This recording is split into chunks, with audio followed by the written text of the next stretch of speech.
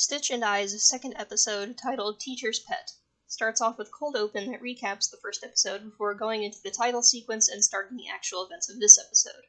We see JJ and I riding through town with Stitch as a stowaway. I'll be right back. You guys, guess what? My new friend is an alien!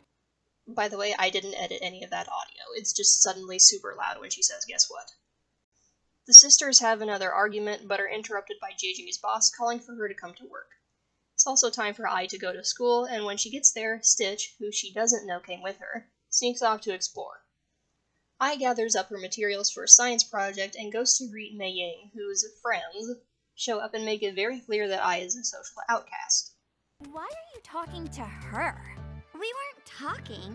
We were just chatting. Same thing. Not. Is that your hair, or did you plant a palm tree on your head? You know, my theory is snobby girls are actually nice girls who are just a little mixed up. So when you're mean to me, I think about the nice you, which I know you could be. And then I really like you. Once again, I like how Mei Ying is more than just a knockoff Myrtle Edmonds. She's not the instigator in this situation, but rather a victim of peer pressure.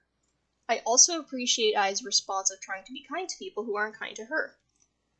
That shows she's not just a knockoff Lilo, as much as the first episode may lead one to believe that. At JJ's workplace, a guy named Daiyu visits her. Their dialogue implies they're dating, but he insists he's just there to buy tea. JJ's boss enters the scene, showing off the teapot juggling he's been practicing, and it doesn't end well. After that odd spectacle, JJ gets a call from her aunt Daiyu, who wants to pick up Ai as soon as possible to take her to the big city. Back at the school, Stitch is making mischief when he notices signs of Djibouti activity. Meanwhile, Ai quite literally bumps into her science teacher, Mr. Liu, who is a bit scatterbrained but enthusiastic about education, and is especially interested in Ai's project on stroboscopic lights. As he parts ways with the student, he is attacked by an alien creature. Soon, Mr. Liu enters the classroom, but he's obviously not himself. Listen up, kiddies! Today's lesson is genetic experiments. Someone tell me about them. You! There is no such thing. That's like science fiction. This is a weird response from the student, since he has no context to lead him to believe that the imposter is referring to a genetically engineered creature. He's only being asked about genetic experiments, and those do indeed exist. Genetic experiments are conducted all the time by scientists. Maybe this kid is just a dunce. Ai wants to present her science project and starts to do so, but the imposter is having none of it and violently interrupts her.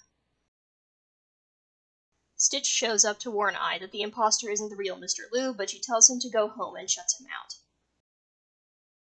He manages to sneak into the classroom anyway and tells Ai that the imposter is an alien, which he realizes is why her teacher is acting strange. This is Experiment 626. He is immensely powerful and very repulsive. Stupid head. Quiet. I know some of you have seen him. Admit it! Don't want to tell me, huh? Fine. Then I'll just peer into your puny brains with a cerulean brain probe.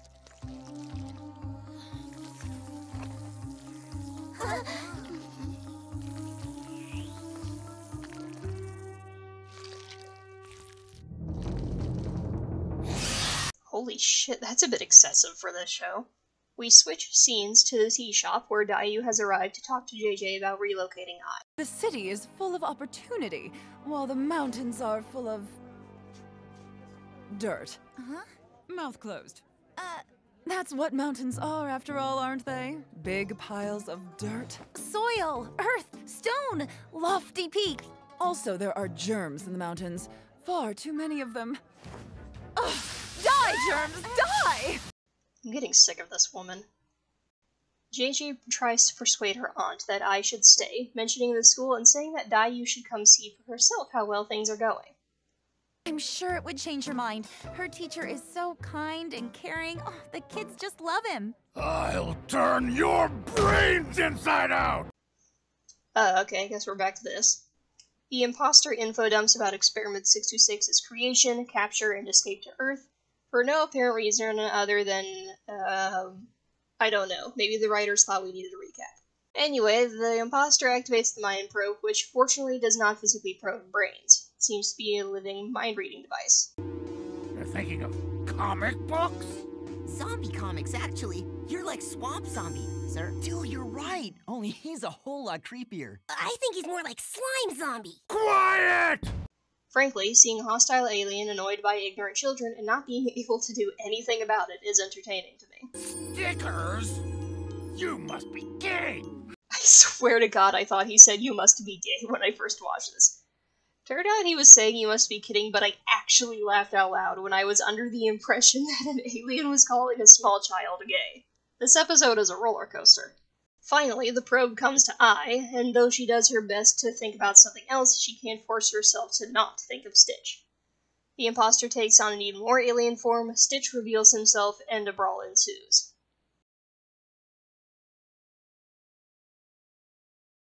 Ai notices her strobe light setup and uses it to essentially force an epileptic seizure on the imposter. Getting a little too real there, guys. The imposter's true alien form is seen for a brief moment before it disappears, leaving the real Mr. Lu behind. This begs the question, was the alien possessing Lu, or did it somehow fuse its body with his? We never get a straight answer. Of course, this is the moment JJ and Daiyu show up, and the trash classroom is not the good example JJ was hoping to show. Quick side note, I like how they put a certain recognizable frog in this episode as a callback to the original Lilo and Stitch movie. Nice touch. Later, at the Wong house, Ai is sad that Daiyu is now even more convinced that the girl should move to the big city immediately. However, Stitch has a plan, one that is quickly put into action. He disguises himself as a sick Ai to go with Daiyu to the city, leaving the real Ai to stay home. How did you get away from Aunt Daiyu?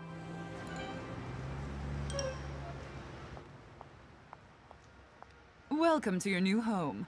You're a very lucky girl to live in such a wonderful modern city. Come on out now, dear. You're going to love it here. How? What is that ugly creature doing in my car? Oh. I'm not ugly. I'm fluffy. Bye. After Stitch gets back to the Wong house, Ai teaches him how in China, family isn't just one's immediate relatives, but rather one's entire ancestry.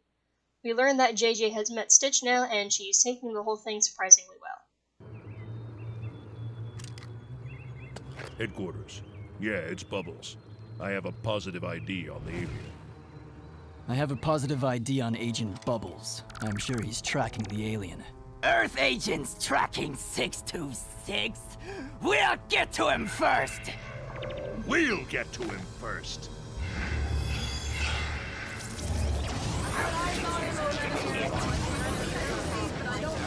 Listen to me, everyone! We must capture Stitch immediately! Well, looks like shit's about to get real. I have to say, I don't like the voices of Cobra Bubbles and the Grand Councilwoman here. Yes, I know they're not the original voice actors, and I don't expect them to be. They just sound like the new VAs aren't really trying. Anyway, that's where this episode ends. The series will pick up the pace very quickly after this, and trust me, it only gets more wild from here. Remember, don't harass anyone for enjoying the show, and as always, take my salt with a grain of salt.